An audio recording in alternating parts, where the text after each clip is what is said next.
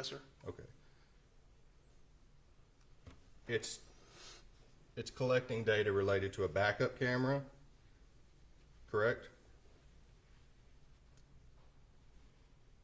Yes, I see that. Blind spot monitoring, Yes, sir. advanced smart brake support, Yes, sir. lane keep assist system, Yes, sir. collision mitigation. Yes, sir. On the front side. All of that data is required by federal law to be collected and stored in the event data recorder. Correct? Yes, sir. In the event of a crash or a near crash situation, that information enables investigators and insurance companies to determine what happened. Okay. Correct? Yes, sir. So if it's mandated by federal law, how is your testimony consistent with the fact that you cannot extract it from this vehicle? Again, my unit uses the Burla system for getting in primarily the infotainment and telematics systems. They do download some of the vehicle information that we just spoke about, but we are not a traffic crash investigation unit, so we don't have access to, again, the downloading directly from the crash modules that the traffic unit might. But that information is obtainable if you ask the right person, correct? I would assume so. And because federal law mandates that information to be collected and stored in every single vehicle that's been manufactured in the last decade. All I know is that our unit cannot collect that from every vehicle. You're not telling the court here today that the infotainment system and the crash data recorder are the same thing, are you? No, they're not the same. They are completely separate, correct? Correct. They collect completely separate data. All I know is the Burla system that we use does on some vehicles collect the information from the event recorder. On some vehicles, they can blend them together. Generally speaking, they're two different modules. But they're different modules. Like I said earlier, there's in newer vehicles over 100 modules throughout the vehicle. Some supported, some not, through Burla. And I think you've made it clear is your unit would not have been the unit to ask to collect the data about the event data recorder or the crash data recorder. That's correct. You would only collect data out of the infotainment system or the telematics system of vehicle. That's right.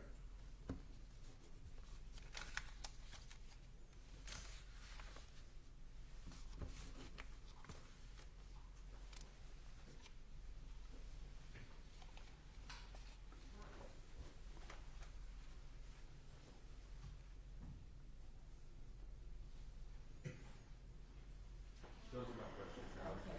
Mr. Muckaboy? Question. Okay. General Norman? Yes. Detective Heil, Mr. Chaffin asked you a lot of questions about an event data recorder. Do you have training on event data recorders? Is that something that you do with your No, job? not specifically on the event data or the crash modules, no. And are you familiar with any federal law and what they may or may not, kind of what those systems, what type of data they store? Not specifically, no. Okay, and so he was asking, he went through that safety list from the sticker from the sale of Ms. Kaufman's vehicle. Mm-hmm. Do you know if the event data recorder records all of that information? I don't know specifically personally, no, I don't. Okay, and if the NHTSA website, the National Highway Traffic Safety website, says that the event data recorders in vehicles, that it records data for seconds prior to and during a crash, not even minutes, just seconds prior to and during a crash, would you think that the NHTSA website information was correct? I would agree with that, yes. And so the event data recorder, the reason SISU doesn't have any training on it and the traffic unit is because it's very specific to a vehicle crash. That'd be correct. And in this case, there was no crash. Correct. And so there would be no need to ask traffic to assist in looking at any information. Is that correct? That would sound accurate, yes. And Mr. Chaffin also asked you about Detective Isles. She did a search warrant that was for the vehicle, and it requested all manner of things to look for blood, ammunition, all kinds of things. And one of those things that was included in that list was the infotainment system. Yes, it was. And so a court authorized that that infotainment system could be searched, That it could be, yes. which step one is to run the VIN number to find out if it's supported by BIRLA. Correct. And when SISU said, no, it is not, they did not fill out that 287 form requesting that you perform a forensic analysis that is impossible. That's correct. Thank you. Thank you so much, Mr. Taylor. Well, were you attempting to make any of those exhibits, or just you go really testify? I don't think we need to mark them as an exhibit right now. Okay, you won't go when you said those back to you. Okay, gentlemen, any other, as it relates to this motion? Judge, would your honor prefer that we argue them individually or at the end? Yeah, just to help me, because there's so many. Do you have any proof on the motion, on the Ferguson motion? If Mr. Norman's not planning to call Detective Dickerson in relation to this motion, I was going to call him. Okay. Well, Detective Dickerson is here, and I was going to call him more related to other motions. I mean, he released the vehicle. Well, I know, but I think, if I'm gonna hear these, and unfortunately, Mr. Dixon may have to testify multiple times today, but I think to help me, because of the number of motions, I want to address them individually Yes, Your Honor. for organization purpose. So I will call him but specific to this motion. Okay, so we'll call him specific to this motion, and then if obviously, he may be with us for a while today. Detective Dickerson, Which it is now Sergeant Dickerson. Sergeant Dickerson now, okay.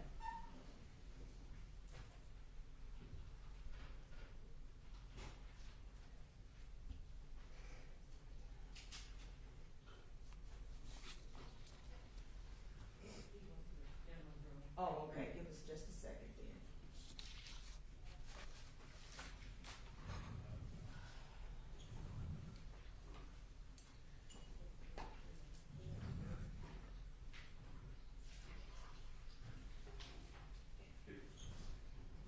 Sir, if you would, raise your right hand. Do you solemnly swear or affirm that the testimony you give to be the truth, the whole truth, and nothing but the truth, so help you God?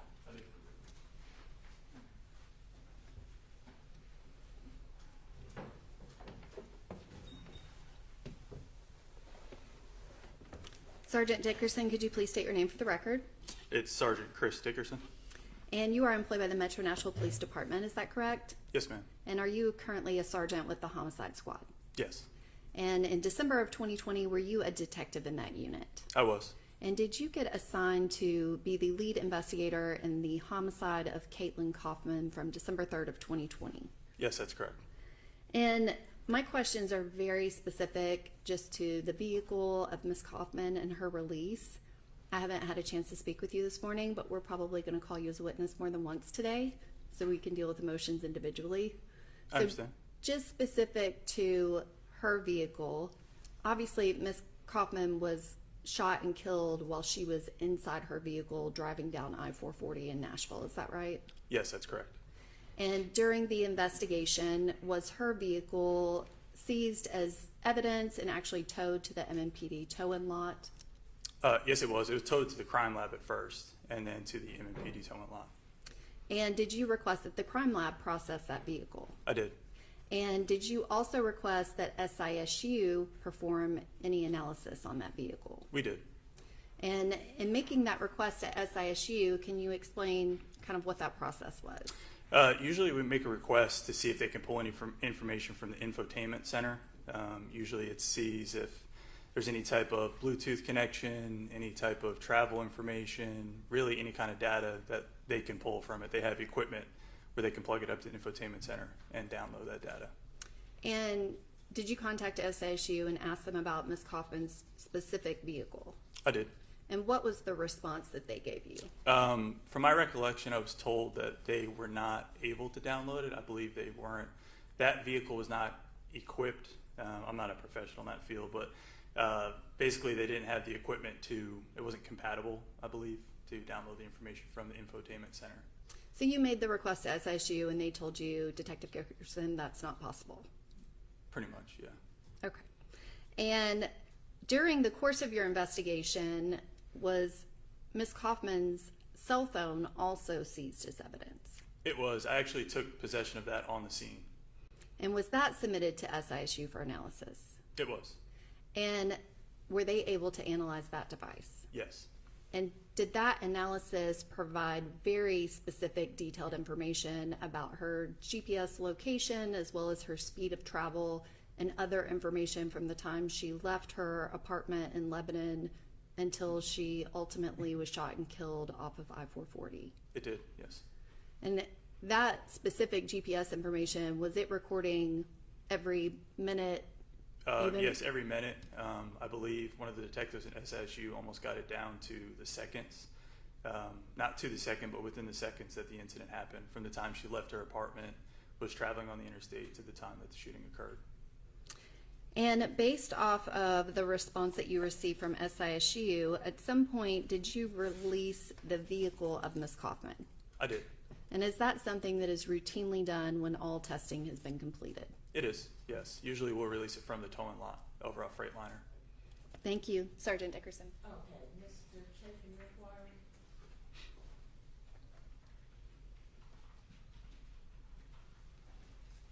Good morning, Sergeant Dickerson. Good morning.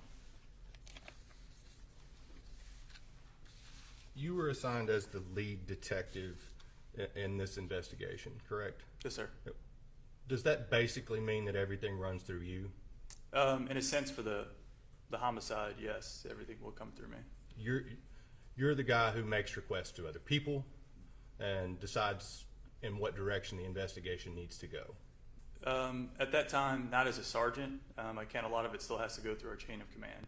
Okay. As the lead detective, you make requests to other people. Yes. You talk to other people about their perspectives and what needs to be done. It's a collaborative effort, but you're kind of the leader, correct? Yes. Okay. In this particular case, when you discovered the vehicle, it was alongside the emergency lane in 440 with Ms. Kaufman inside. When I arrived, Ms. Kaufman was not inside the vehicle. The vehicle was found on 440. Yes. Obviously, the vehicle itself was part of the crime scene. Yes. Which is why you took it to the tow lot and wanted to obtain evidence from within inside it. Yes. Okay.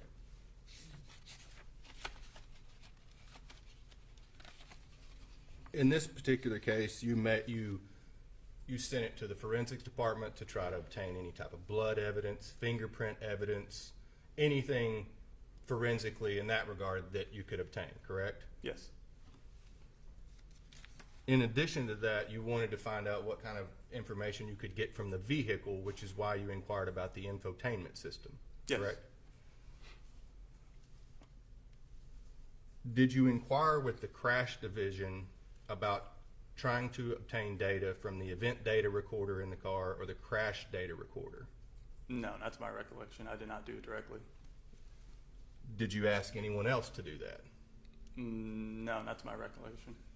You're familiar with the term event data recorder or crash data recorder, correct? No. Infotainment center I am, but event data recorder I'm not directly, no. You've never heard that term until today?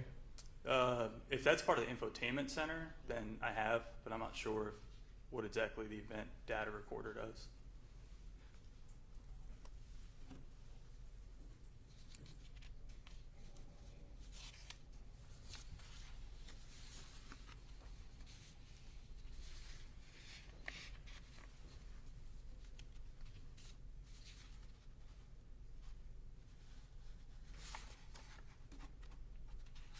Just one moment.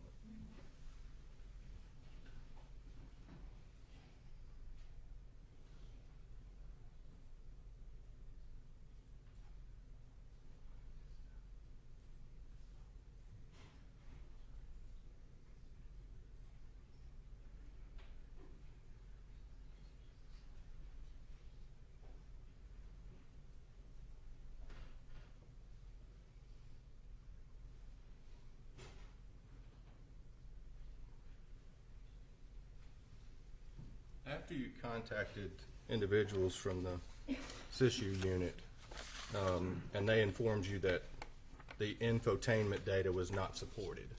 You didn't do anything further. Not to my recollection, no. You didn't contact the crash division and ask if they could perform any investigation on the car. I don't believe I did directly. I don't know if anyone from homicide did, like the unit itself, but Shouldn't you know about it being the lead detective? I had never used that before. Usually in that case, if the infotainment center is equipped and able to be downloaded, that's something that'll be done at the lab. And then they'll kind of notify us, like, hey, it's compatible, it can be downloaded. I had never done one prior to that personally. You mean a request for an infotainment download? Personally, I had Okay. not, no. This was the first time for you? In that case, yes. Have you done it since then? No, sir. No. And it's your testimony today, you're familiar with the term infotainment system or telematics system, correct? Infotainment, yes, sir. But you're not familiar with the term event data recorder or crash data recorder? Once again, if that's all part of the infotainment center, yes, sir, I am. If it's not, then you don't know, No, correct? no, I've never downloaded one of those, sir. Is it accurate to say that when SISU informed you that you couldn't collect the data, you released the vehicle fairly quickly afterwards? Did you do anything else to it? No, I did not. At that point in time, whatever fingerprint or blood evidence that had been processed and either collected or attempted to collect. Yes, sir.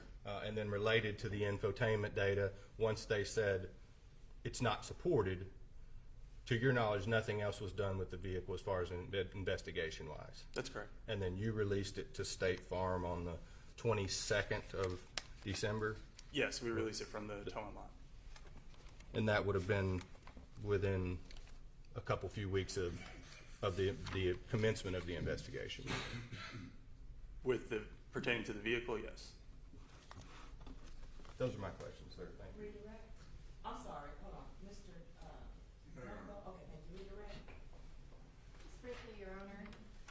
Sergeant Dickerson, obviously you went to the crime scene, and at the time that you arrived at the crime scene, had Ms. Kaufman's vehicle moved since the first responders had actually gotten No. there? No, it was still in the same location. Okay, and so she, I guess, can you describe the information that you had about how she was found and what state her vehicle was in? There was a parks officer, I believe he's actually on the way home, and he drove by and he thought it was a wreck. He thought a vehicle had wrecked against a guardrail. So at first he went by and he was able to flip around, and he came up upon the vehicle and he realized that it had several bullet holes in the vehicle. And then he saw that there was an individual inside slumped over the steering wheel. So he positioned his vehicle in front of hers, and I believe it called for additional units. And when the additional units got there, they were able to get her out of the vehicle. And so it was resting up against the guardrail on the shoulder. And when I got there, it was still in the same location. Ms. Kaufman was outside of the vehicle. And when the Metro Parks officer found her, was her vehicle still running? Yes. And did she Her foot. actually have her foot on the brake? Her foot was on the brake, yes. And once the parks officer got to her vehicle and saw it, was there any, I guess, damage that was consistent with a vehicle crash? No, it was consistent with being shot at, but there was no, usually if a vehicle hits a guardrail, there's going to be something showing that it did not sustain anything, looking like it had hit a guardrail, hit another vehicle. And so there's no evidence on her vehicle of any crash occurring? That's correct. I don't have anything else, thank you. Okay. Detective Dickerson, we're gonna probably have to recall you to help, excuse me, and I appreciate your patience, but in order for me to organize the number of motions, Yes, I'm Your gonna do them individually. So I understand. you might be with us for a while. too. I'll be out there. Okay, Yeah. all right. Okay, anything further from the state as it relates to the Ferguson motion? No, Your Honor, just started. Okay, anything from on behalf of Mr. Hill as it relates to the Ferguson motion? Any proof? No proof at this time, Okay. but I would like to be heard before Yes. the court makes a Absolutely. And I'm gonna probably take under advisement now to Yes, do, I think we're going to address the factors under Ferguson. any proof on behalf of Mr. Cowan? Okay. Now does the state care to be heard, and make it brief, please? Yes, Your Honor. Thank you. Your Honor, the state submits that there is no actual Ferguson issue related to the evidence in this case. The state is not required to investigate their cases in any particular way. However, the request was made for the infotainment system data in this case, and unfortunately, that was just impossible. So we do not have evidence that was lost or destroyed. We have evidence that never existed. We don't have anything. There was nothing there. So the state submits that the court would not even go through the factors to weigh any of the evidence because this evidence just never existed. The defense is making an unusual request to dismiss all of the charges based off of evidence that was never possible to be obtained. The event data recorder, that is not something that was possible for this department to pull information off.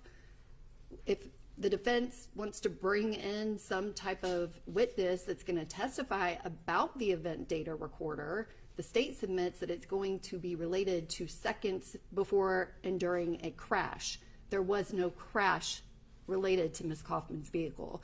This motion is without any substance whatsoever, and the state submits that it should be dismissed. Okay. Mr.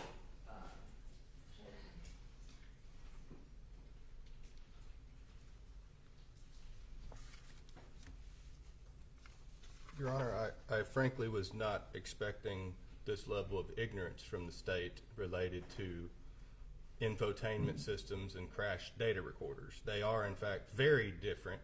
They're very different computer devices in different places in the vehicle.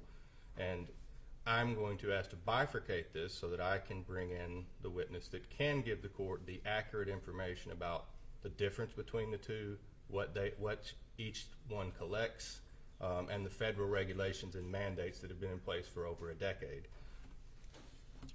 Clearly, in this case, the vehicle was in question was in possession of the state.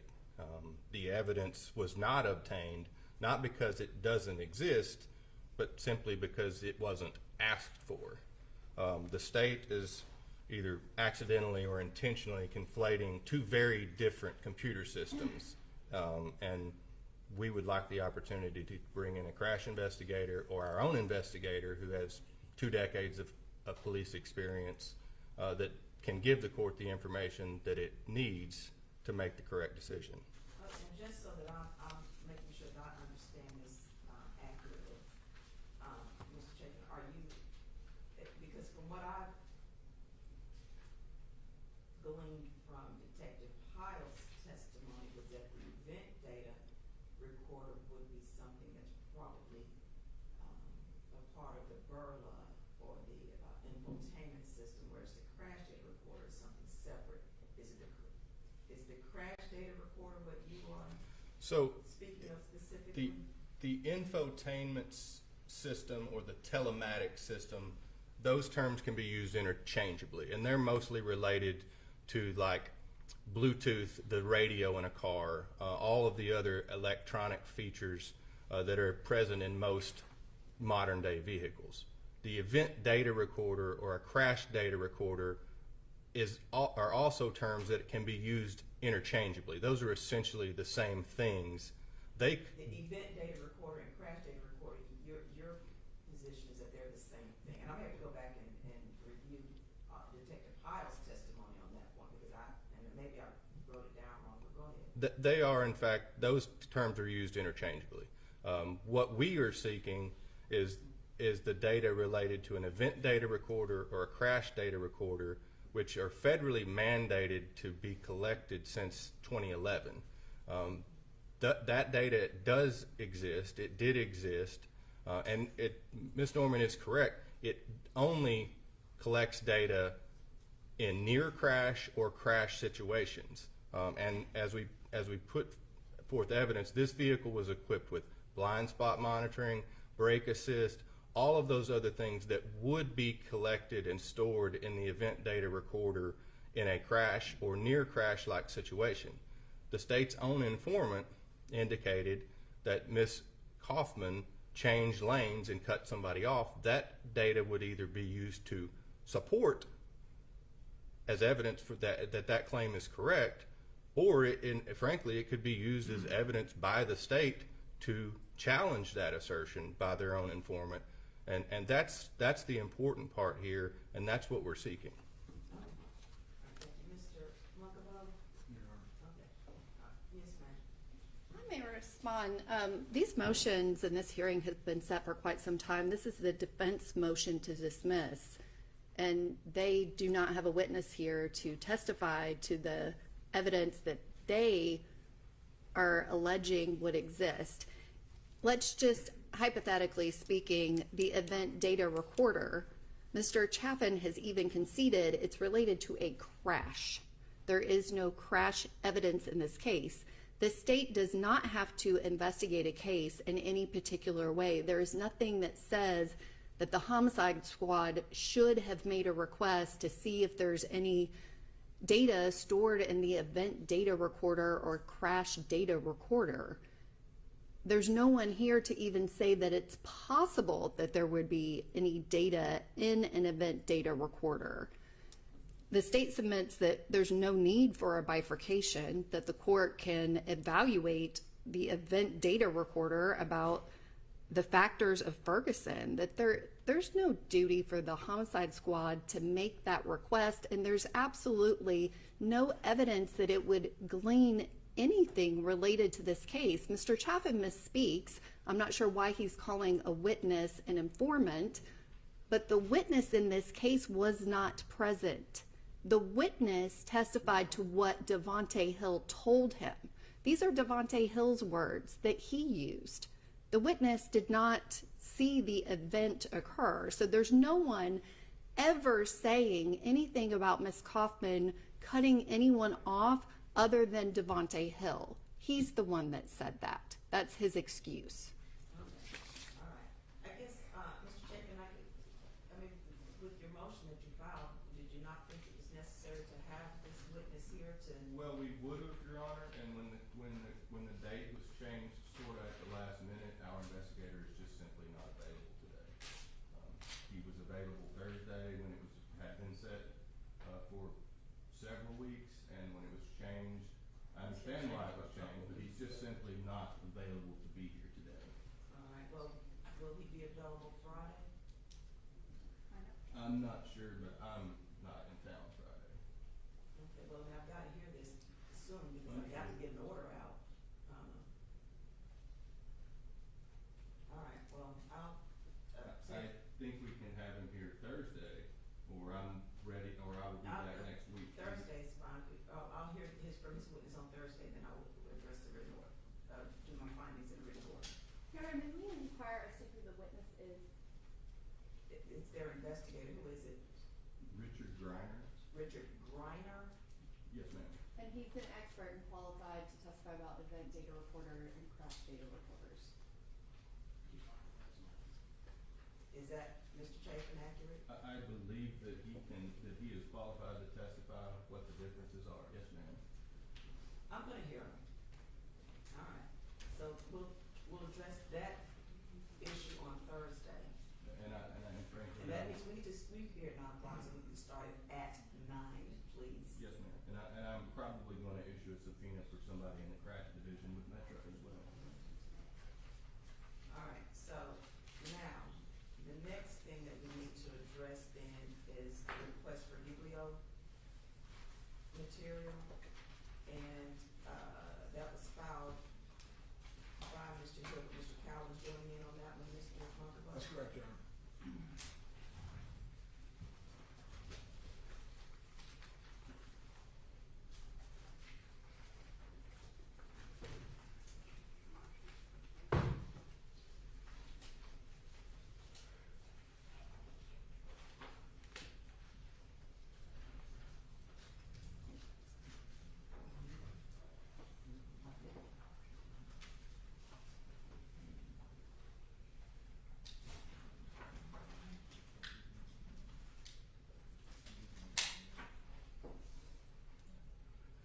Okay, and this is in regard to, individual on the state's witness list, Mr. Jocelyn Merrill Odom.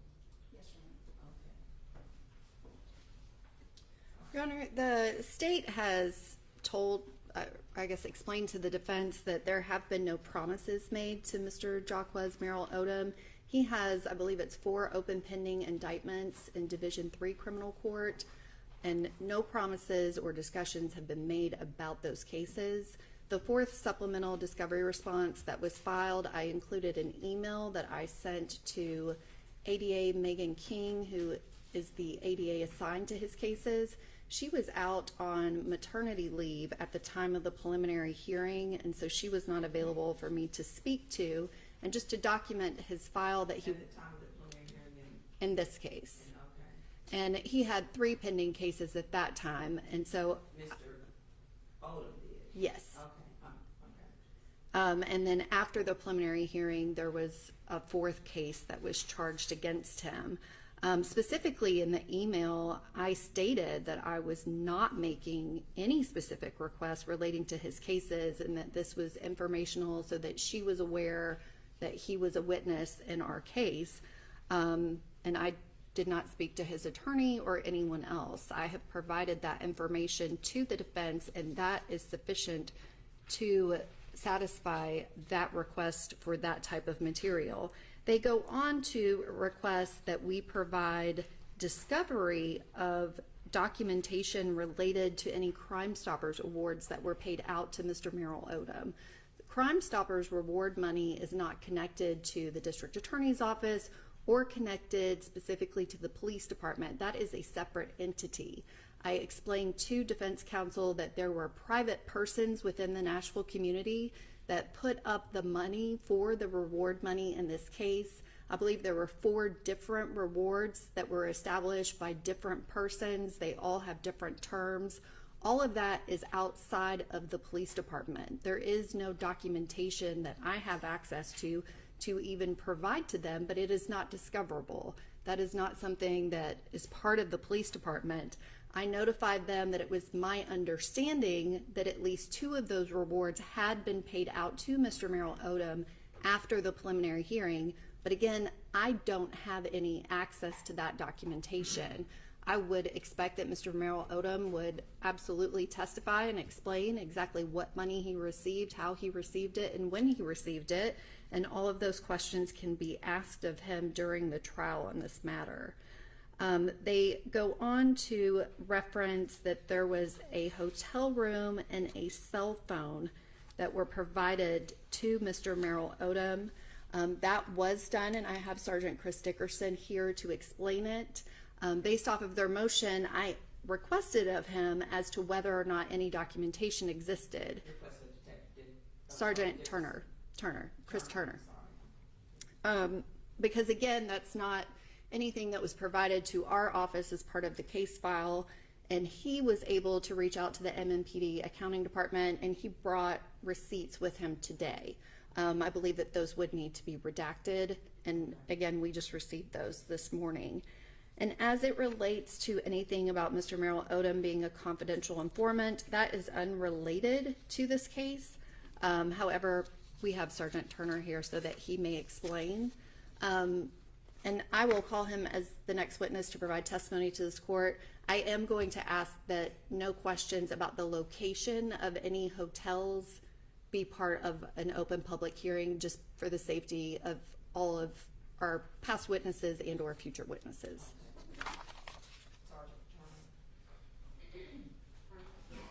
Sergeant Turner.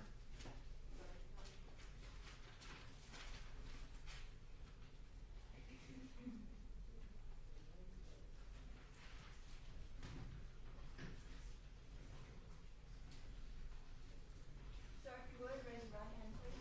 Do you solemnly swear or affirm that the testimony you give will be the truth, the whole truth, and nothing but the truth, so help you God? I do.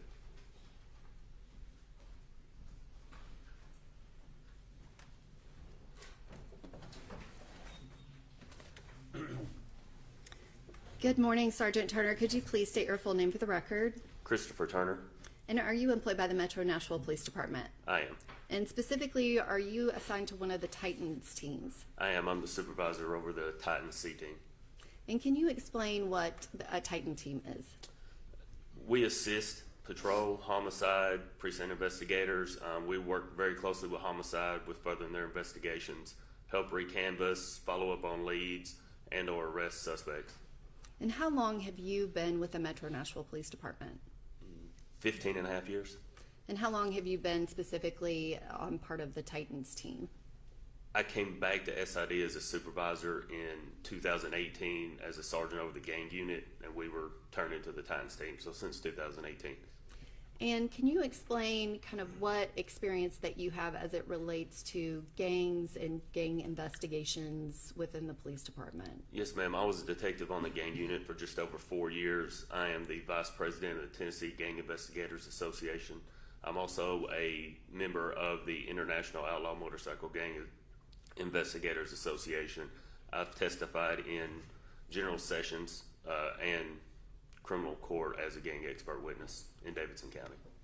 And in any type of criminal gang investigation, is it typical that witnesses are willing to come forward and provide information, or can you describe how those might be different?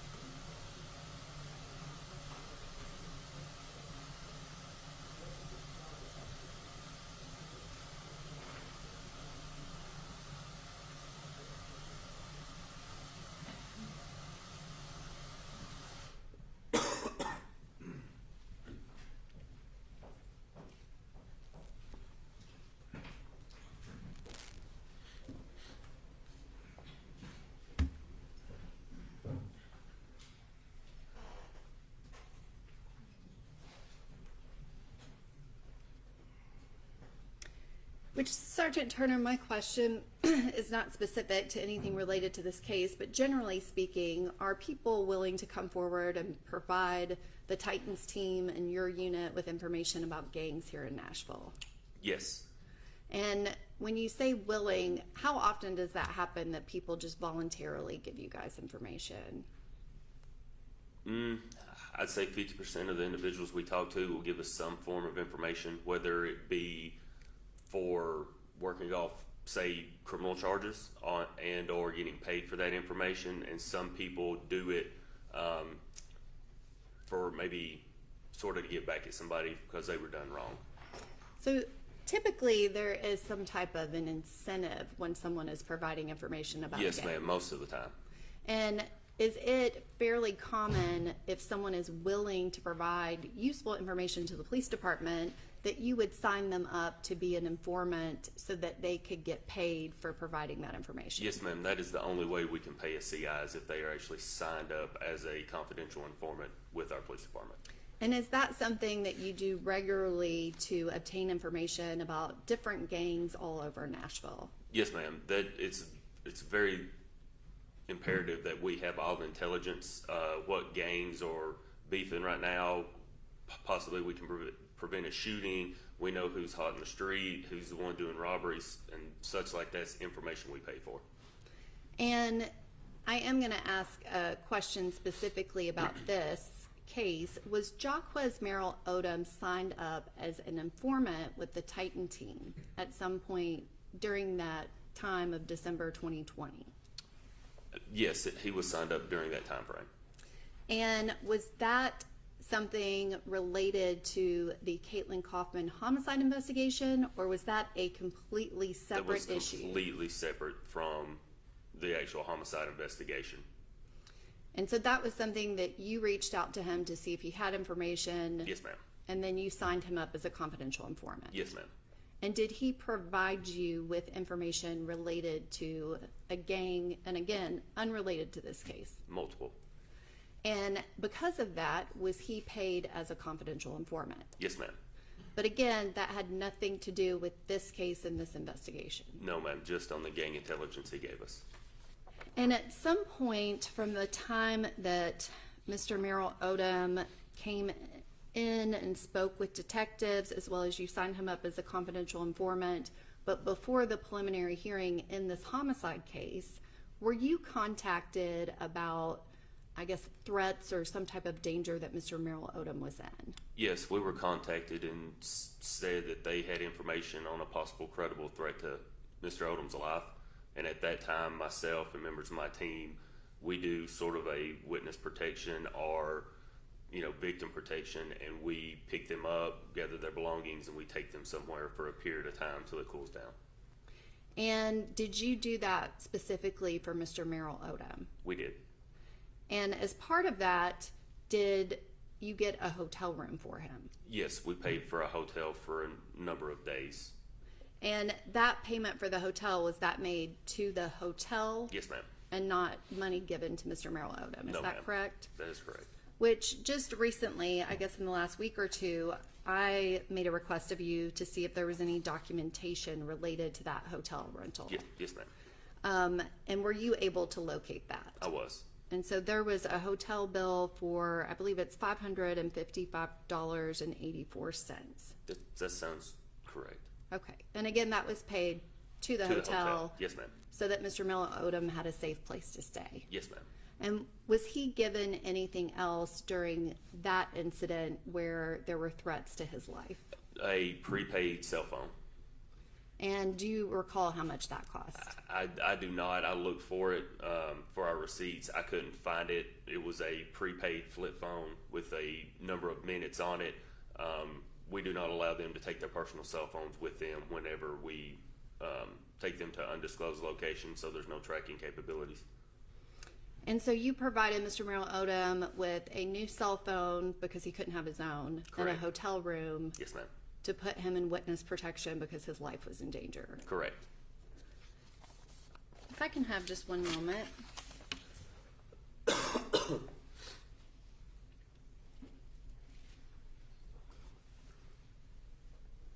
don't have any other questions, thank you.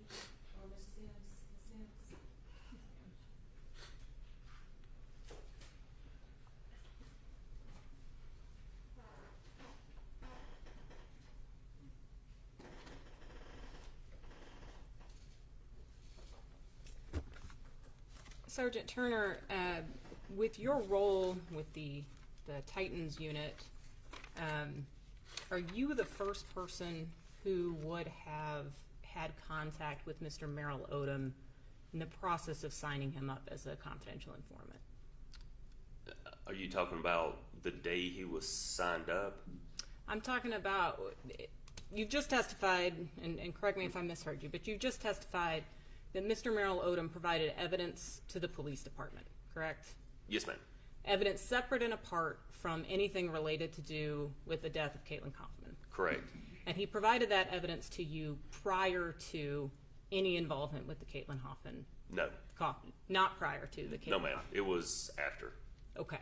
So you met Mr. Merrill Odom for the first time while he was being questioned about what he knew about Caitlyn Kaufman? In an interview setting, yes. Right. And so he had already provided the police information about Miss Kaufman's death. Yes, ma'am.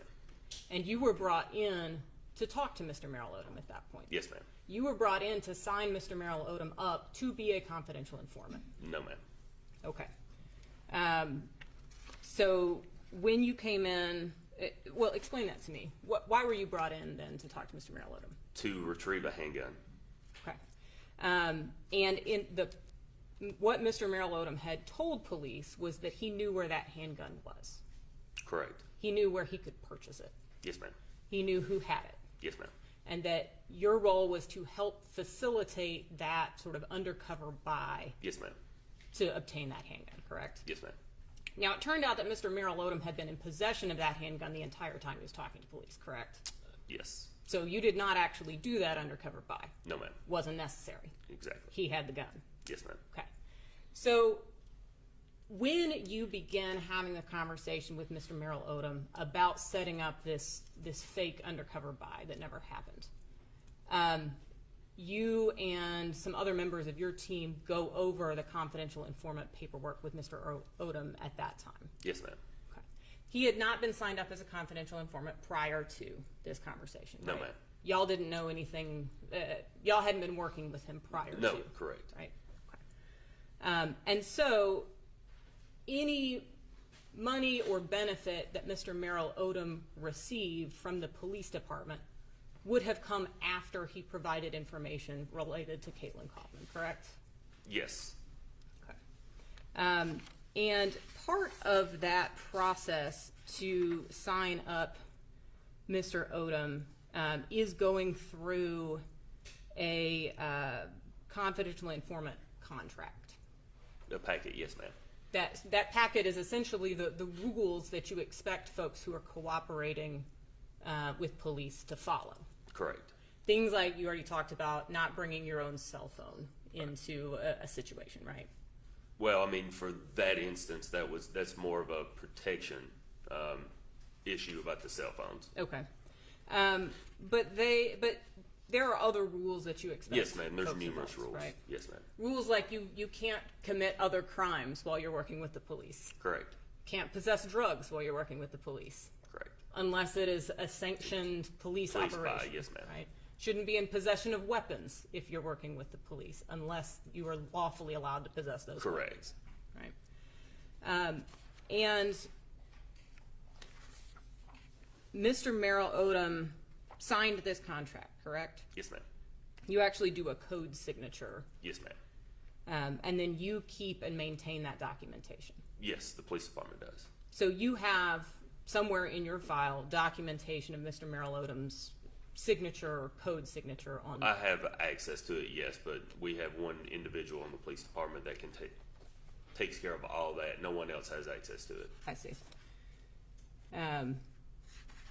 And again, that contract was signed in the context of arranging this gun buy, right? I believe the gun, I could be wrong, but I believe the gun had already been recovered before we went through this process, or it was recovered shortly after. Okay. Now, I want to go back and ask you, Sergeant Turner, I imagine that you're familiar with going over these contracts or these packets with, Yes, ma'am. with informants. And you're also familiar with the fact that Mr. Merrill Odom's interview with police was recorded. Yes, ma'am. Okay. And so one of the other detectives that was in the room with you at that time was Detective Spann. Yes, is that ma'am. right? And you and Detective Spann were going over these contractual provisions, right? Yes, ma'am. And Detective Spann would sort of read the provision and you'd kind of explain what it meant. Yes, Is ma'am. that fair? Right. So if Detective Spann read, under no circumstances will I carry weapons of any type, is that correct? Is that what the contract actually says? I couldn't tell you verbatim. I know we tell them they cannot carry weapons during any of our deals. Say you were going to come and we were going to buy narcotics. You can't bring a gun to our sanctioned narcotics deal. We don't allow that. Okay. But if you can lawfully possess a gun, I'm not going to tell you you can't carry a gun in your vehicle. Okay. The contract or the packet would have the exact language, right? Yes, ma'am.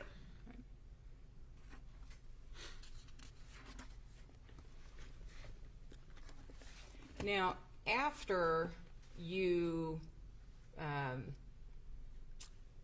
go through this lengthy process of going over the contract with Mr. Merrill Odom, Mr. Merrill Odom then reveals, "I've had the gun all along. I've been lying to y'all up until this point, right?" Correct. So the gun deal is off at that point, Yes, right? ma'am. And at that point, to your knowledge, folks with the crime scene unit or the investigation division go to Mr. Merrill Odom's car to search for that gun. Detective Spann actually went, located the car, sat on it, and we had our crime scene come and collect the weapon. Great. There's a long break while that happens. Yes. That takes some time. Yes, ma'am. Right? And at some point, you come back in and talk to Mr. Merrill Odom again, right? Yes, ma'am. And y'all are talking about a variety of things, including this other information he was providing about unrelated activities. Yes, ma'am. Okay. Again, that occurs after he has come clean about being in possession of the gun. Correct. If I could have just a moment, please, Your Honor.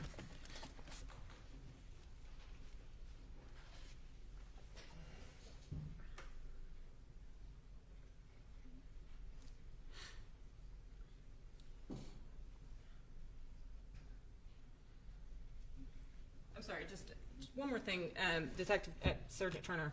I just want to be clear. Was Mr. Merrill Odom paid in any way by the police department for any information? You said sometimes people are paid, sometimes they're working off charges. Did he ever receive payment from the police department for any information? Yes, ma'am. Okay. And do you have records of receipts where he received those payments Yes, ma'am. directly? Okay. And you brought those with you today? I did not. Okay. You talked about the hotel room and the cell phone. You brought us receipts for those two things, right? Yes, ma'am. Is there any other monetary benefit that you're aware of that Mr. Merrill Odom received? As far as from the police department, Correct. not to my knowledge. And when he was paid for information, how much was he paid? I would have to go back and check, so don't quote me on this exactly, but a couple $100, maybe 4 or 5. Okay. Do you remember whether that was all one lump sum or whether that was multiple I think payments? it was, because normally what we do, if we get information, we don't take that information at the word. We vet the information, go and make sure that it's actually reliable information, and that we can sort of a two-pronged source, and then once it's verified is when we pay, so it was probably paid in one lump sum. Okay. And again, that was for information not related to the Caitlyn Kaufman Correct. case, right? And when Mr. Merrill Odom was rearrested in March of 2021, Yes, ma'am. that terminated his contract with you, right? I mean, he's not been paid since, so yes, ma'am. Okay. Y'all have not worked with him since. No, ma'am. Y'all have not talked to him since. I don't know about, I ain't gonna say the tape haven't talked with him, but he has not provided information to my knowledge. You haven't. You No, haven't ma'am. talked to him No, since. ma'am. All right. Thank you. Okay, Mr. McClung? I do, Your Honor. This is my question, Ms. Sims asked a lot. Sergeant, you had mentioned that you said about 50%. What did you mean by 50%? What do you mean? You said that people that come in, the amount of people that come in to cooperate, you said it's about 50%. What exactly did that mean? It means maybe half of them may be working off charges, half of them may be maybe it's 48% working off charges, 48% want to get paid, and there's that 4% that just wants to be a good person and give information. Okay, and you've already said that Mr. Odom was paid, correct? Yes, sir. And into the other vein, you said working off criminal charges. Were you aware that Mr. Odom worked off any charges? Not to my knowledge, no. He got, we usually, it's one or the other. We won't pay if you're working off charges. Okay. Once your charges are worked off and you want to continue cooperating and giving information, you can start getting paid after you've worked off charges. Okay, thank you. Okay. Anything anyway? Yeah. Thank you so much, Sergeant. Thank you. Now, I don't know that the Lawrence, because I'm having to do these separately, he's not subpoenaed on any of the other motions. No, Your Honor, we would ask that you be released. I'm gonna release Sergeant Turner from this. Thank you. Okay, anything further from the state on the Giglio motion? Or, well, it's not, it's a request. Anything further on the Giglio request? Any further on the Giglio request? I just want to be heard. Yes, ma'am. Hold on just a second. Is there anything further proof-wise? Your Honor, the state will redact the hotel receipt that we received this morning and provide a copy of that. The state submits that we have provided any and all relevant material to the defense. Okay, all right. Any proof before you get to argue? You just want to argue? Just talking about Okay, now, you kind of made a pretty long statement at the beginning of the hearing. Is that your argument? Yes, Your Honor. Okay. Ms. Sims? Yes, ma'am.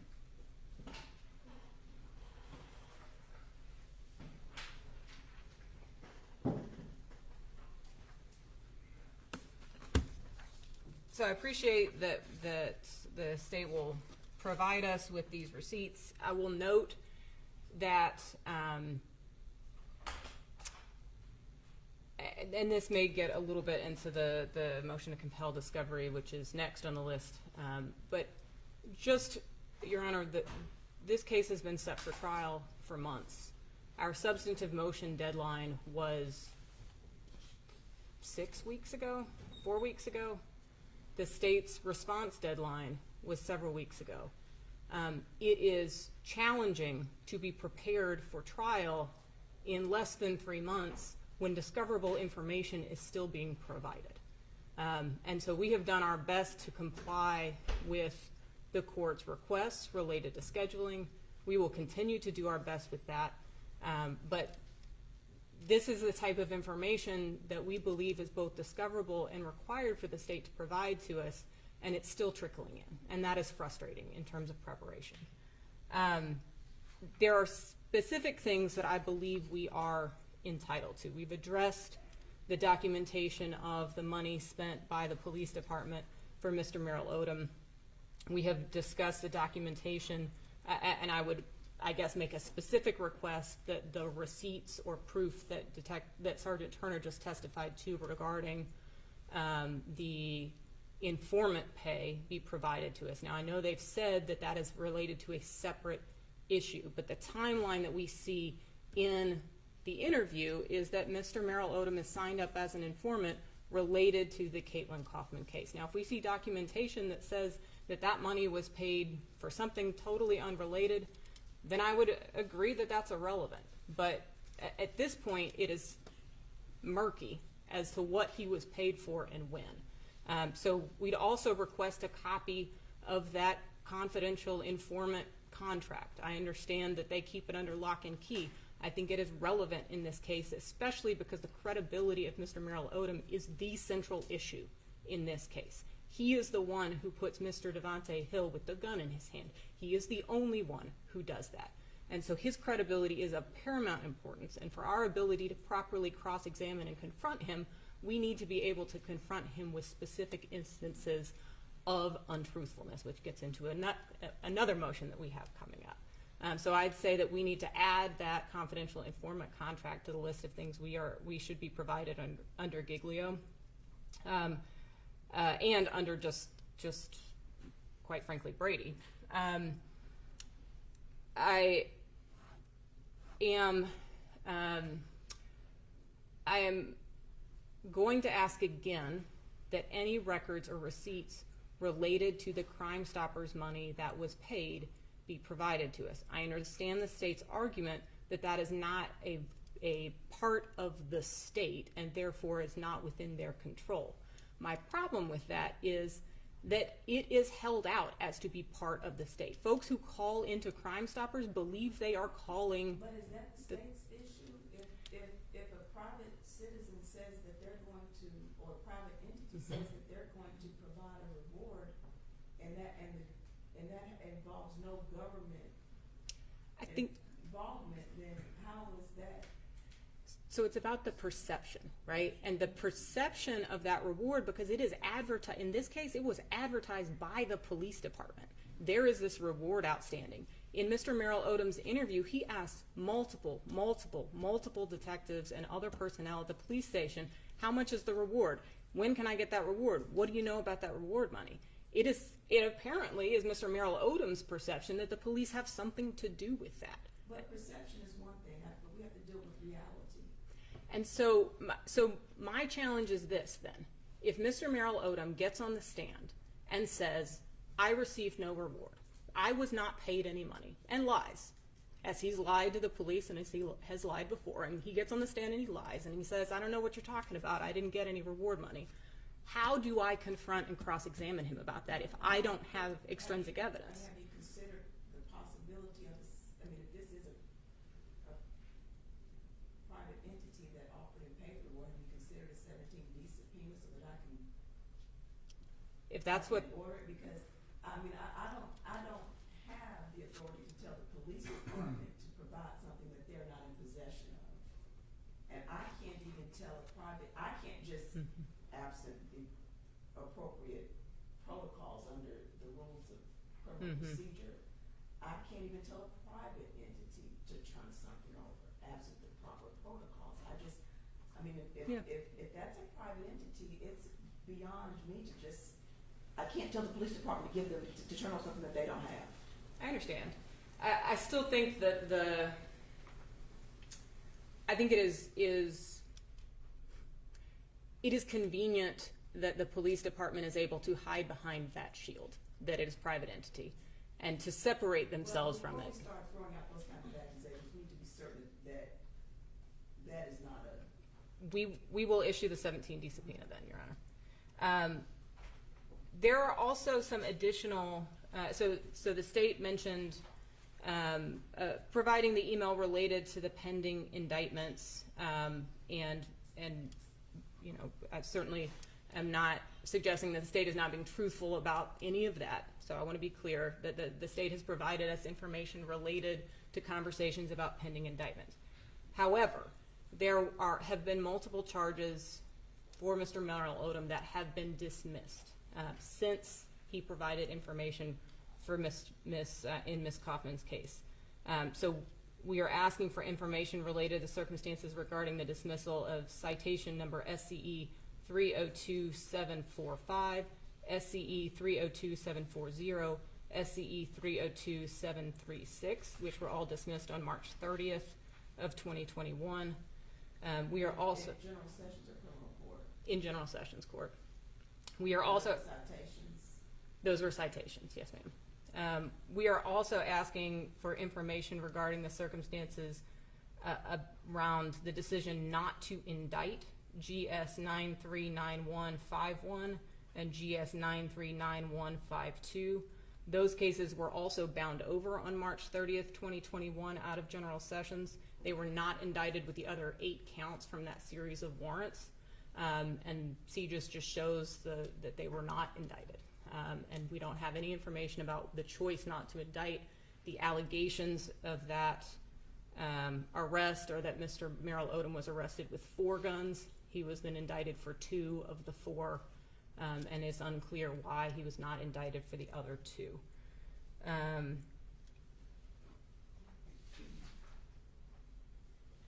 that is, in terms of the Giglio request, we can talk about the motion to compel in a minute, but those are our specific requests. Okay. Hold on a second. Mr. Montalbano? Okay, go ahead.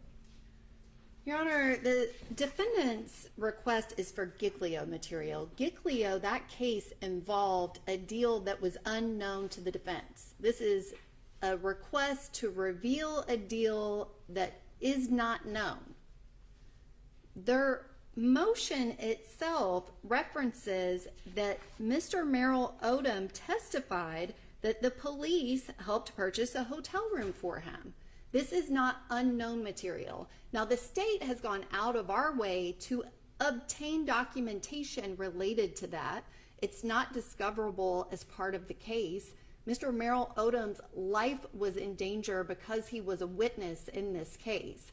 If they need to know the amount of the hotel room, we made that request. We are going to provide that. But a Giglio request is a request for unknown material. The cash reward in the Caitlyn Kaufman homicide that was offered by Crime Stoppers, which Ms. Sims knows full well that has nothing to do with the Metro Nashville Police Department. It is a private entity. That was publicized on every news outlet in every newspaper. It is widely known how much the reward money is. Jaquez Merrill Odom was asked about it in his interview. He's asked about it in the preliminary hearing. This is nothing that is unknown to the defense. The request for a confidential informant contract, Sergeant Turner has testified today under oath. His testimony was not impeached. That informant payment was for information that Jaquez Merrill Odom provided about a gang that had nothing to do with this case. If it has nothing to do with this case, it is not discoverable. It is not part of this case. The state submits that there is absolutely no reason for that, as Sergeant Turner has testified to exactly what was given to Mr. Merrill Odom and what those circumstances are. The state submits that we have provided everything to the defense. Ms. Sims, for the first time, is referencing citations that I have absolutely no knowledge of. Mr. Merrill Odom's cases are open and pending. There has been absolutely zero request for him to receive consideration on those charges. Nothing has been said to the DA that's handling that case. Our office, Deputy Moore and I, have no knowledge and had nothing to do with citations that were dismissed. We did not prepare his indictment. Whatever charges were prepared, that is outside of us. Our statement to that fact is sufficient, and there is no further inquiry that our office needs to provide to the defense in this case. Well, I'll review everything that has been provided and what the defense is requesting and issue an order as to what the court deems pursuant to Giglio is going to be required to be turned over.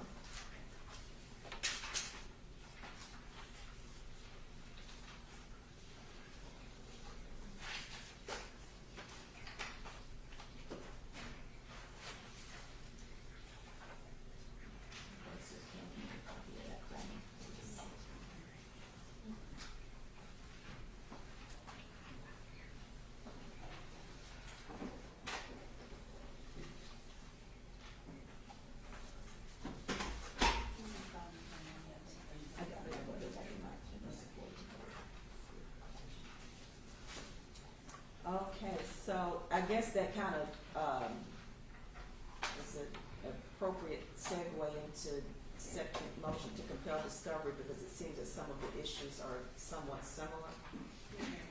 Okay. Lisa, you good?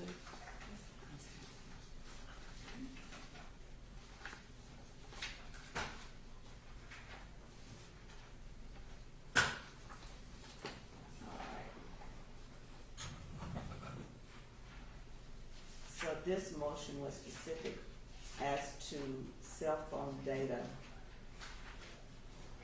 from Ms. Kaufman's phone and records related to reward money paid to Jaquez. I mean, we've already addressed that piece. We have, All right. and the state. We have the data. Yeah, the state has provided, since the filing of this motion, the state has provided Okay. the data. I would like to, again, just to try to create the record here, orally amend, we are aware that there is body camera footage of Mr. Hill's arrest that we have not received yet. The state has that. They are in the process of redacting that. And so we, I guess, if the court wants to take this under advisement, I don't have any reason to believe we're not going to we're not gonna get that. We Okay. just haven't received it at this point. All right, but you all have been in discussion on that issue, and the state is, yes, ma'am, Joan. Your Honor, as long as the defense is agreeable to the protective order that our office generally has for any body worn camera footage, the state can make that copy for them this afternoon. We just need a thumb drive that will hold 16.3 gigabytes. Okay, if you can provide that, and the court will instruct all parties to make sure that we comply with the protective order related to Yes, ma'am. that footage. Okay, and I guess Mr. Mucklebaugh, I'm assuming, well, that was involving Mr. Hill's arrest and not Mr. Coward's arrest. Okay.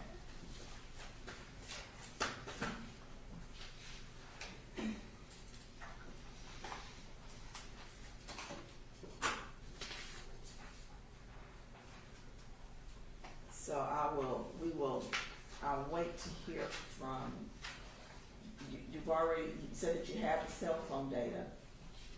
We've already discussed the records related to the reward money, but you orally amended this motion, to include the body worn camera footage, which you're Okay. going to see that today. And when we're back on Thursday, we can, Yeah. as long as we receive that, we can start the motion. Okay. Yes, ma'am. And Judge, just to clarify for the court's kind of basis, that body worn camera footage is not related to the homicide investigation. It is just the arrest of Mr. Davaunte. Okay.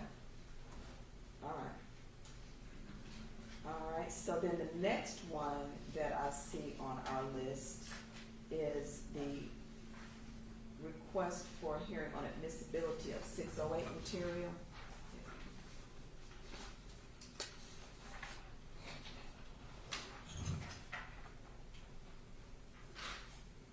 Regarding specific instances of conduct of Mr. Merrill Odom. Yes, ma'am.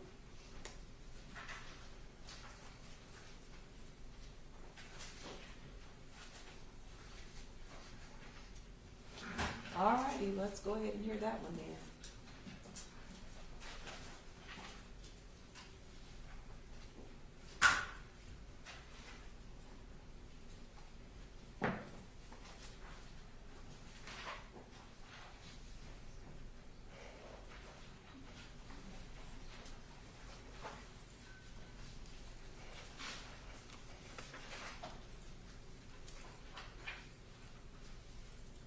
Your Honor, I Yes, believe, ma'am. this is just argument. I Okay. don't know that the state has any witnesses related to this motion. I don't understand the motion, Your Honor, so I have no insight. It's a straightforward motion under 608. In order for us to be able to ask about specific instances of conduct that under 608, we have to provide notice, request a hearing, and that's what we've done here.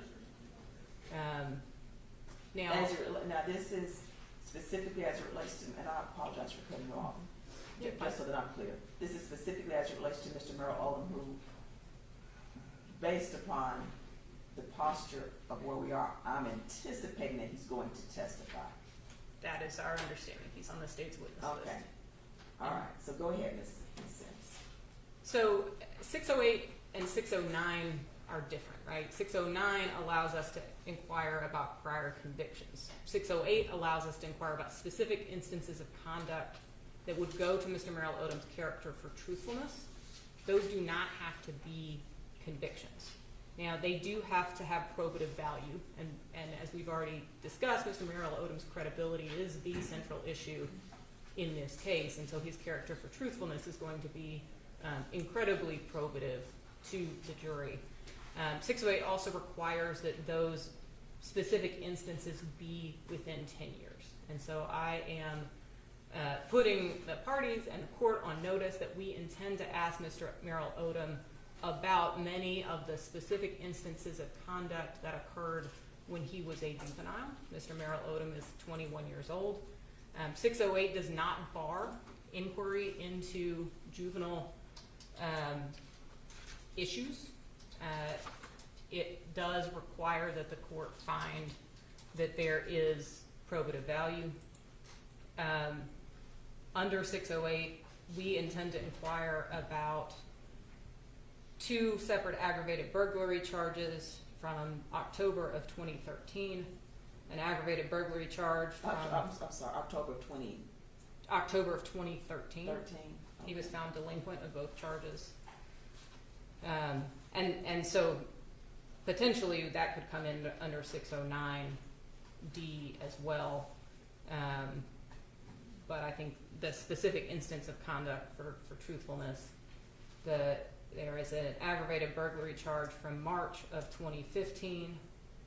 There is an aggravated burglary charge in April of 2015.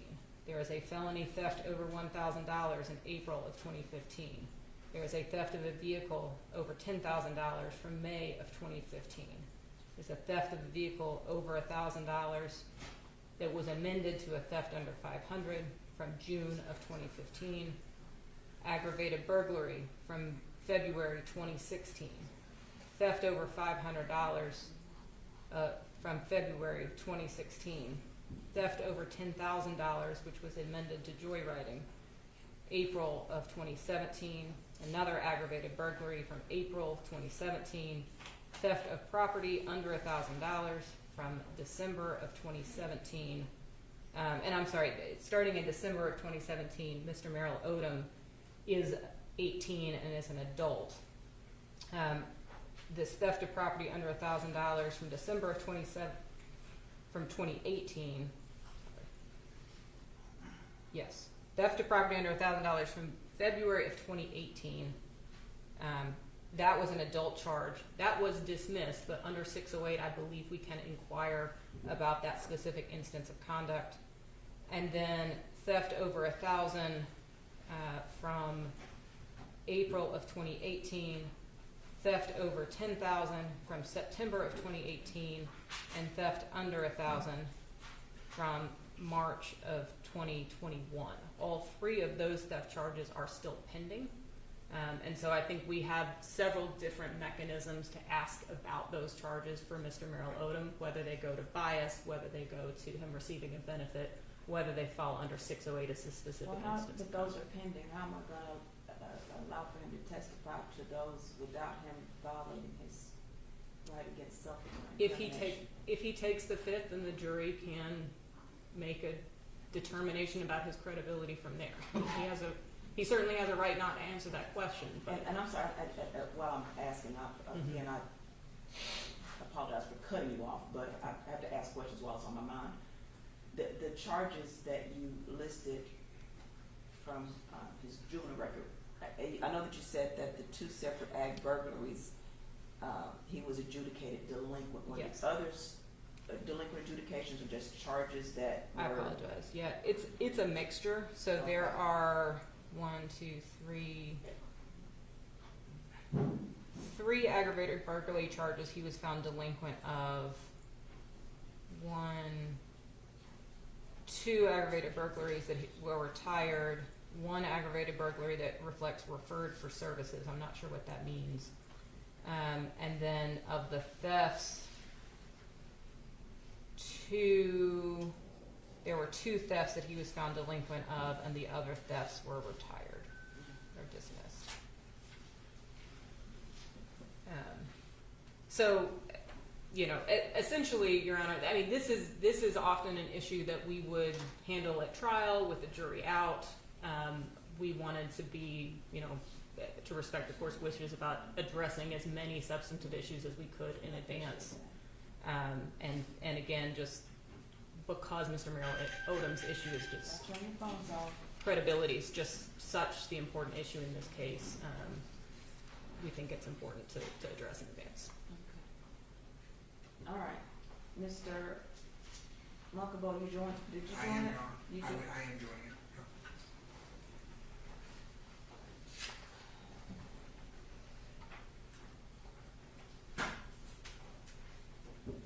Okay. And you're resting on Ms. Sims' argument? I am. Okay. General? Your Honor, my initial response was that I didn't understand the motion because the motion does not contain any of the prior convictions or charges against Mr. Merrill Odom. I think for the juvenile record, they would be delinquent adjudications and not convictions. Yes. I mean, it doesn't list out any of the things that Ms. Sims just listed out here in open court. And in any trial, if someone has prior convictions or delinquent adjudications, they can be asked about it on cross-examination. We can easily have a jury out on this issue at the end of the day on one of the trial dates. It does not seem anything that needs to be done ahead of time. But again, I mean, if there's a delinquent adjudication for any of the theft offenses, it seems that he can be asked about that. And if he denies it, they can ask further. But I don't have this listing that she read out today. I would ask that that be provided to our office. And, go ahead, Ms. Sims. I was just gonna say, I just copied and pasted that directly from Mr. Merrill Odom's juvenile record that the state provided, but I'm happy to give them my Excel sheet. If you could, so for my review, if you could submit that is under seal, obviously, because it's a juvenile record, just file it under seal as a supplement to that pleading, to that particular pleading. And I'll take a look at that. I mean, I think it's, and I mean, I'll again review 608 and any of the case law that stems from it as it relates to juvenile adjudications. I don't know that there's any, but I'll review that, and then before he testifies, or at least before cross-examination, I'll be prepared to let you know what you can. I mean, I know you probably want it well in advance of them, but I'll try to review that and let you know. Okay? Excuse me.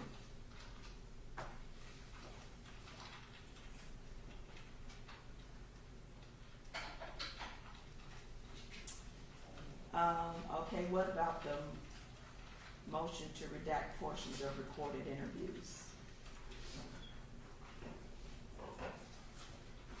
Let me see. And I think Mr. Muckabo, you filed a written motion to join in on that one.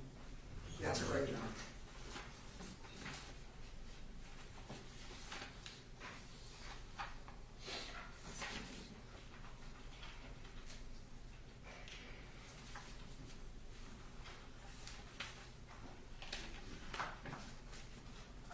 Okay.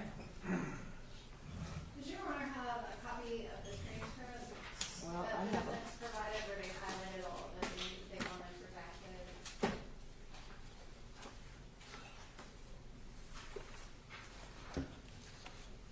so I have the interview with Mr. Hill, with Ms. Demanisha Carter, and Mr. Jaquez Merrill Odom. Are you? Which, the interview of Jaquez Merrill Odom, he will be called as a witness in this case. I can't really fathom a circumstance in which we would be able to play his interview during the trial, as the rules of evidence generally preclude that. Ms. Demanisha Carter is not even listed as a witness in our case. I definitely cannot fathom a situation in which we would be allowed to play her interview during a trial in this matter. But even if she were to be a witness, again, playing her interview is not something that the rules of evidence would allow. She might be able to be impeached or have her recollection refreshed, but we would not be playing the interview. So I have responses to all of their requests to redact Mr. Davaunte Hill's interview, as the state does intend to introduce that in our case in chief during the trial in this matter. But it seems completely unnecessary for us to go through the two witnesses' interviews for redaction Okay, well, when let's they will look be at played. Mr. Hill's interview then. And their first request is on page 2 Your of the Honor, we could approach. Yeah.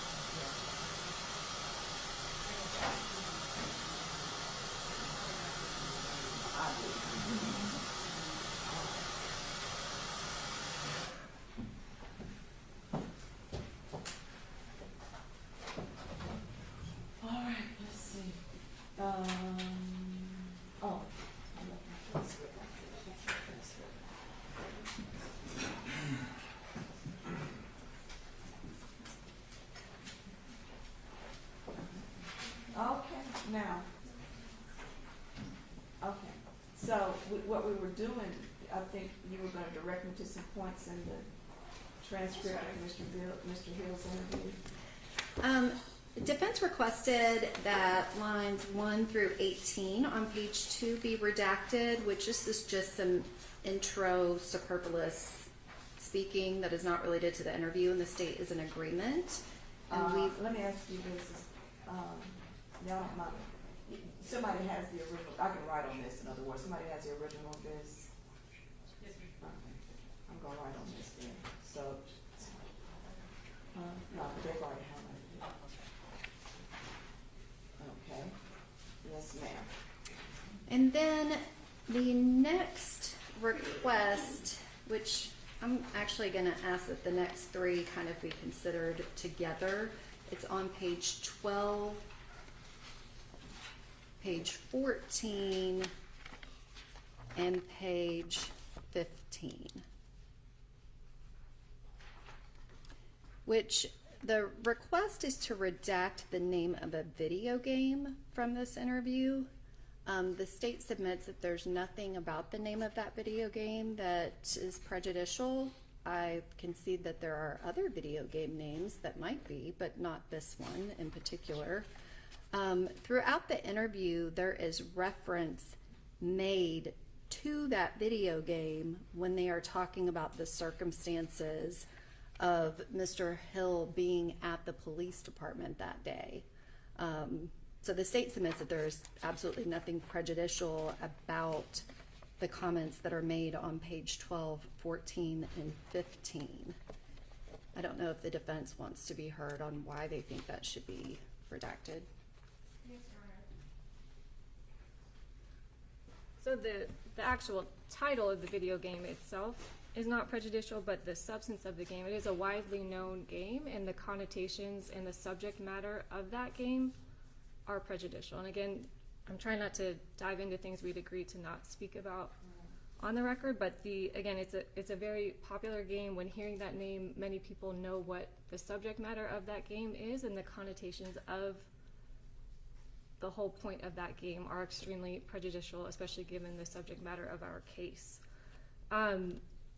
In addition, there are additional portions on page 14 that are going into the circumstances of Mr. Hill's arrest. It's not necessary, but it's prejudicial, just describing the tactics that the police used in order to enact that arrest. It serves to make Mr. Hill look very dangerous. It's just unnecessary and prejudicial to have that description in there, and irrelevant to the subject matter of his interview as well. Furthermore, in any discussion of the video game itself is also not relevant to the subject matter of the interview. It's just talking about what he was doing at home. They're just talking about kind of what do you like to do in your free time. It's not necessary, again, for the subject matter of the incident at issue. Okay. What I'm obviously gonna have to do is take time to read this kind of in a flow, just read it in context to determine what, if any, prejudicial effect that it has. Okay.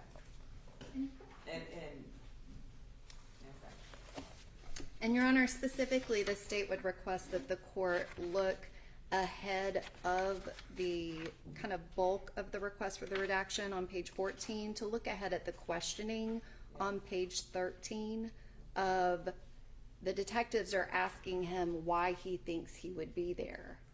And his response, again, references this video game, which, again, the title of it is benign, and honestly, the storyline of the video game is just a military-based storyline. There's nothing prejudicial about it. Again, there are certain video game names that the name in of itself sounds bad, but this is not one of those. And so the state submits that because he is describing what happened and he is answering the detective's question of why he thinks he might have been brought in to be interviewed about this case, that his answer is relevant and that there is nothing prejudicial about Mr. Hill's comments.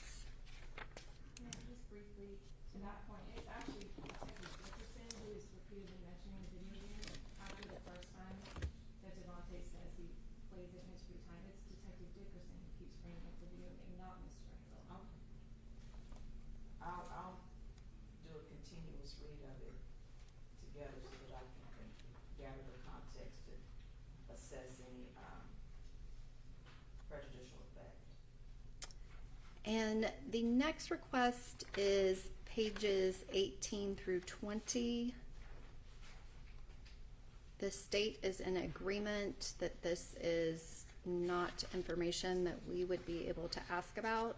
18, so from line 4 on page 18 through line 21 on page 20. And there was one sentence that the defense did not highlight, lines 19 through 20 on page 18. The state submits that the entirety of that statement should just be redacted. Okay, do you have, huh? That's fine. Okay, so the parties are in agreement to.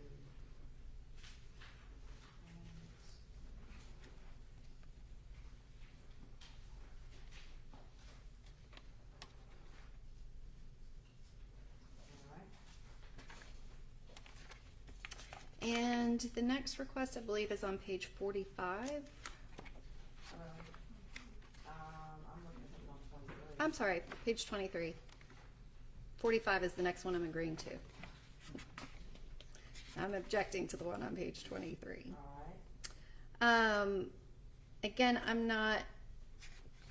I don't understand why the request is being made for this to be redacted, as it is not prejudicial.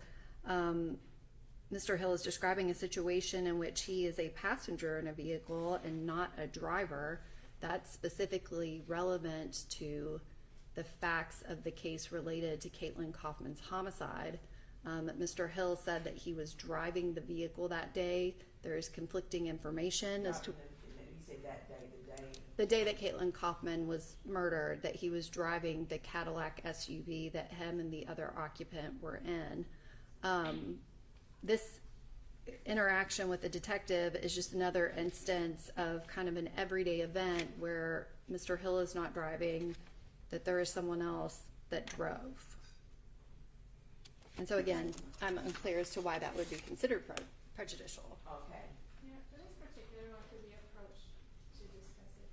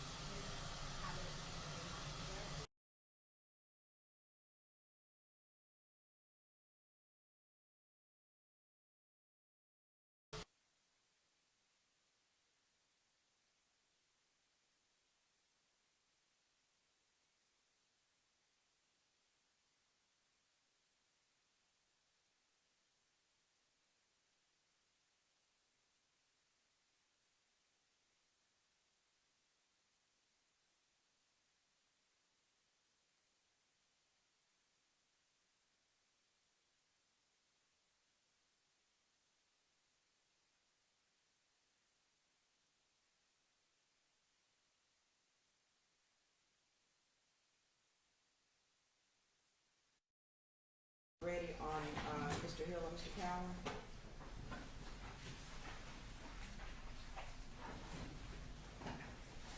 Yes, Your Honor, seems ready. Okay, it's, Nadia Al-Sarati in the courtroom. Do you swear from this information is true and correct? Do you swear or affirm this information is true and correct?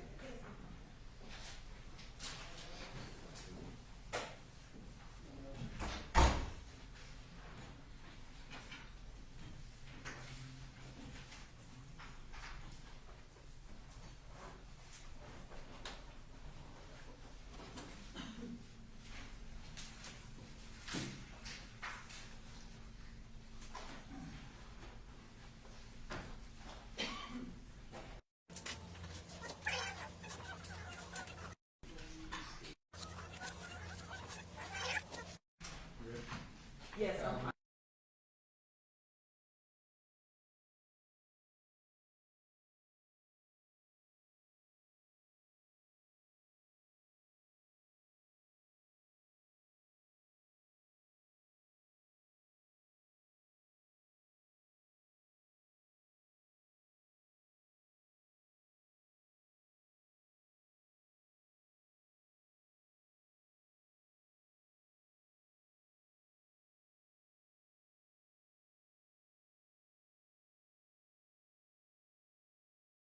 ready?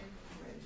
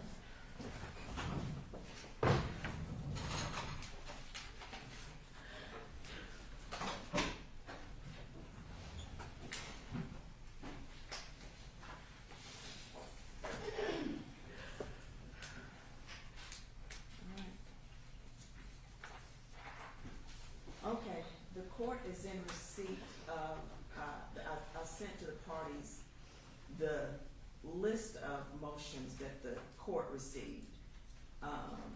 And then, I think that the parties have agreed the order in which we're going to address each motion. Is that accurate? Yes, ma'am. Okay, all right. So I guess the first then would be, and let me just make sure I'm looking at this. I'm trying to compare the two lists here.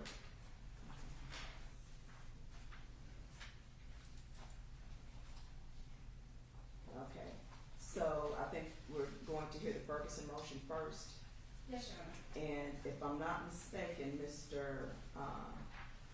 Munkabo, there was a motion that was initially filed by the, Mr. Hill, but Mr. Cowan is joining in on the Ferguson motion, is that correct? Yes, Your Honor, we had previously, we filed a motion to join the Ferguson and Daubert motions and also the motions to redact. Okay. And also, Your Honor, as we discussed, I'd like to do an oral.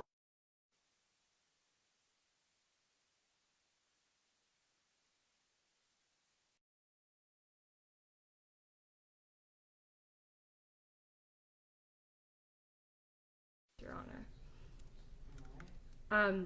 Like even as it is, we don't know if it's coming in some other way, and just the circumstances describing the arrest of Mr. Hill are prejudicial, and that again it makes him out to be particularly dangerous in that description, and also in this as if his name carries a certain weight, the way that's listed in line 17 going down. James, wait, why don't you review the call so we can make a determination as to that one. All right, Joe?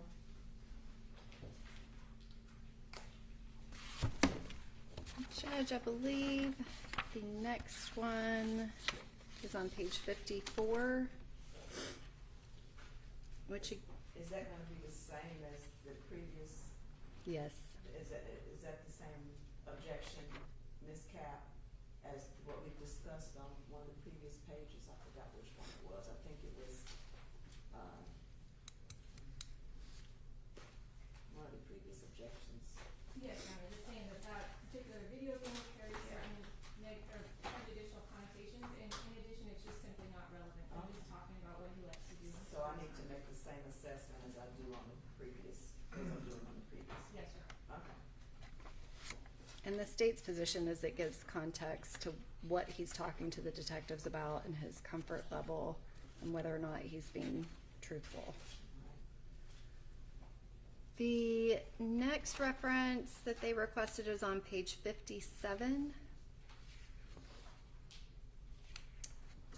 And it goes into page 58. I'm not exactly sure why this would be prejudicial.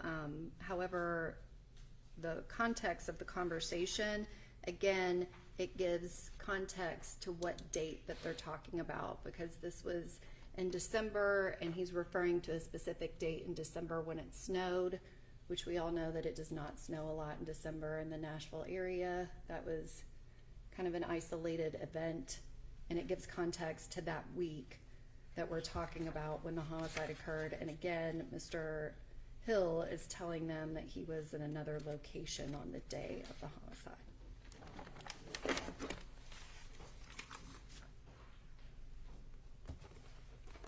Your Honor, it's irrelevant. It's describing a personal relationship that Mr. Hill has and an issue that was going on in a personal relationship unrelated to this case. And as far as locating dates, he's not speaking about December 3rd.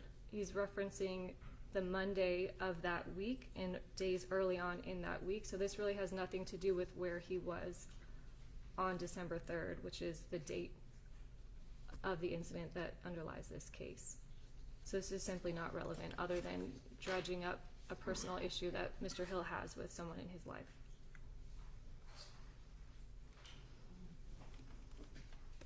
I'll do the same review to assess prejudicial effect and appropriate value.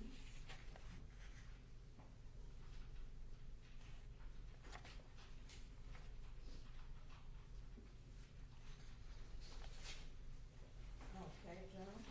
And the next reference is on page 60, where the defense has requested to redact lines 1 through 19, which the state's argument of why that this should not be redacted from the interview is that the other evidence in this case from Detective Gish will show that Mr. Hill had actually been Google searching the shooting itself. And so they're asking him about if people have been talking about the homicide and kind of if anything's been said, and he's acting like he doesn't really know anything about it, but yet he has searched it on his phone and accessed articles about it multiple times.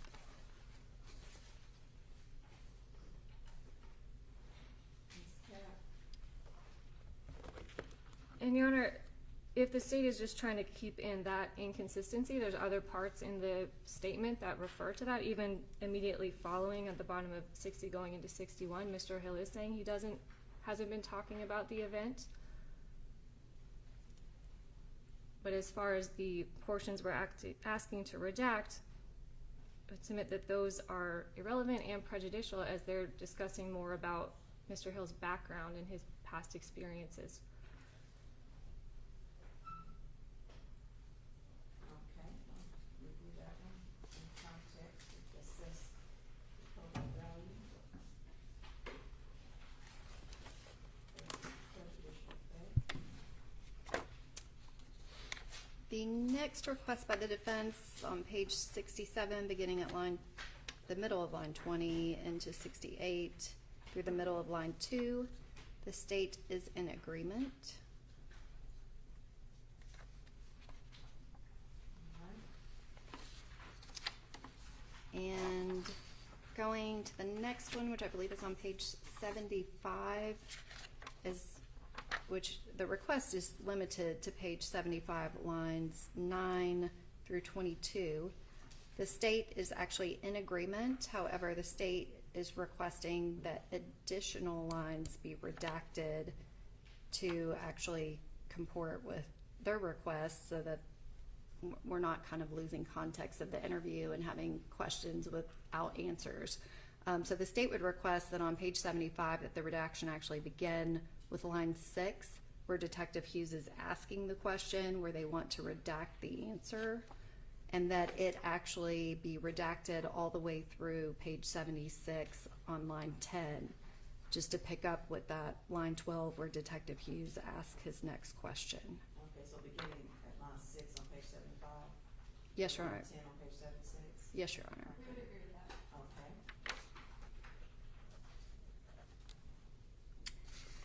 Okay. And the next request is on page 77,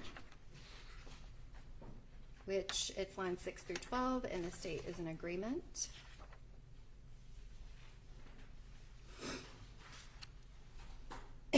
The next request is on page 79, and the state is objecting to that. All right. 79, line 3 through 80, line 5? Correct.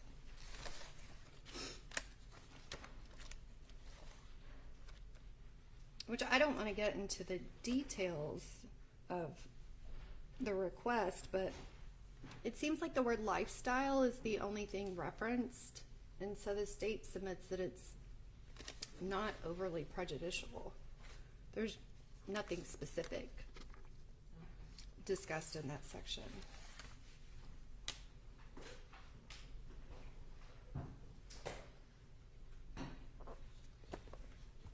And, Your Honor, it does create an inference that there are things in his past that he's done. It refers to stopping doing things like that.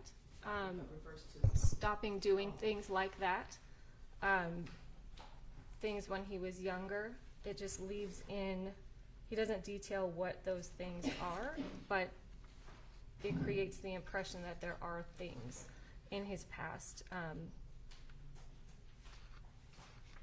that go towards his character, which again will be argued in a motion coming up, and but that these references to potential actions from his past would be prejudicial and should not be coming in.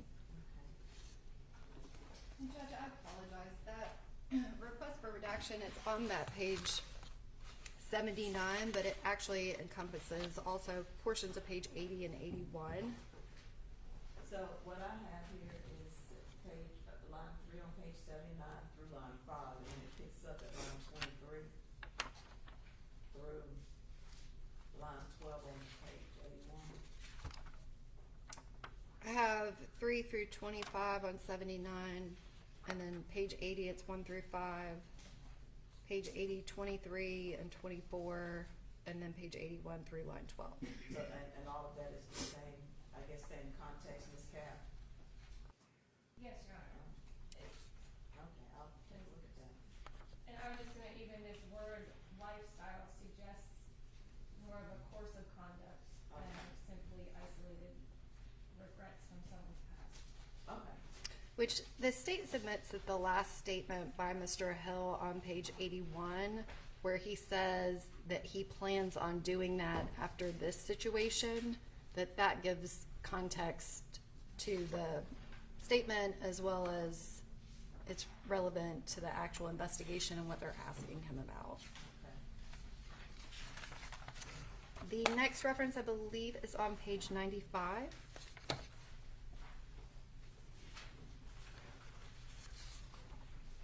And goes into 96, so page 95, lines 20 through 25, and 96, 1 through 4.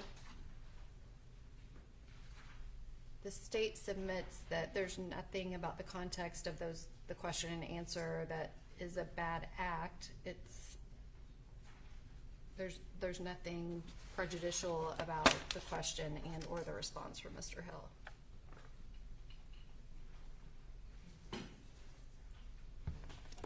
And, you know, we actually included in our 404B motion, that any reference to this subject matter be redacted. This is something that we're gonna take when we get to that motion, you think? If you would like to hold that, but that was part of our motion, that reference to knowledge in this area should not be coming in this case. Okay, all right.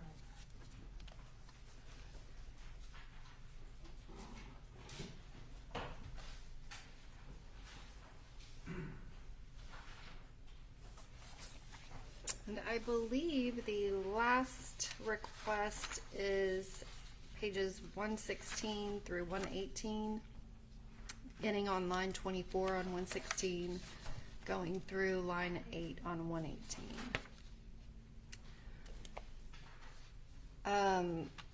This section is extremely relevant to the case because Mr. Hill has told the detectives that he was with Raquan Evans, who is someone that he was not with at the time of the homicide. He's actually named this person as the person who shot and killed Caitlyn Kaufman.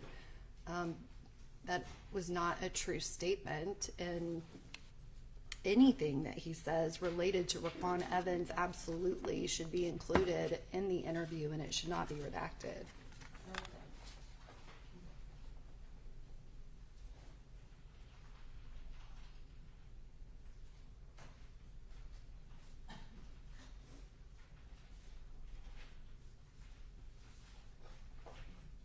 And Your Honor, again, we would submit that it's not relevant, and then also it alludes to knowledge of other potential criminal activity, even if by other people, but associating Mr. Hill with knowledge of if this car was obtained unlawfully, and in that sense would be prejudicial.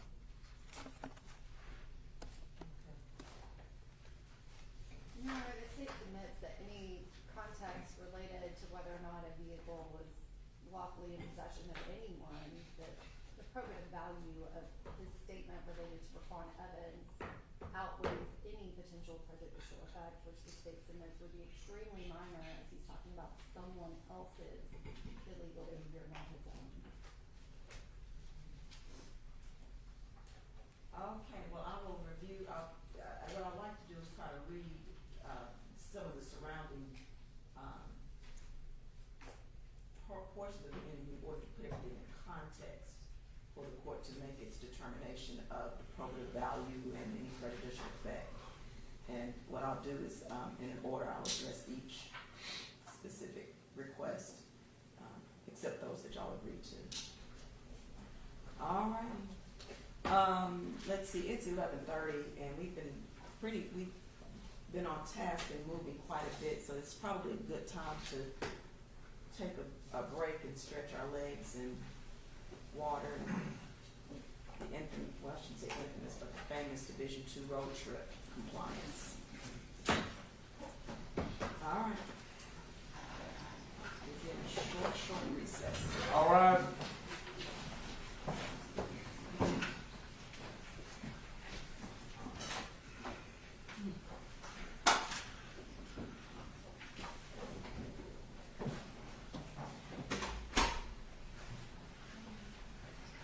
We'll stand in a short recess.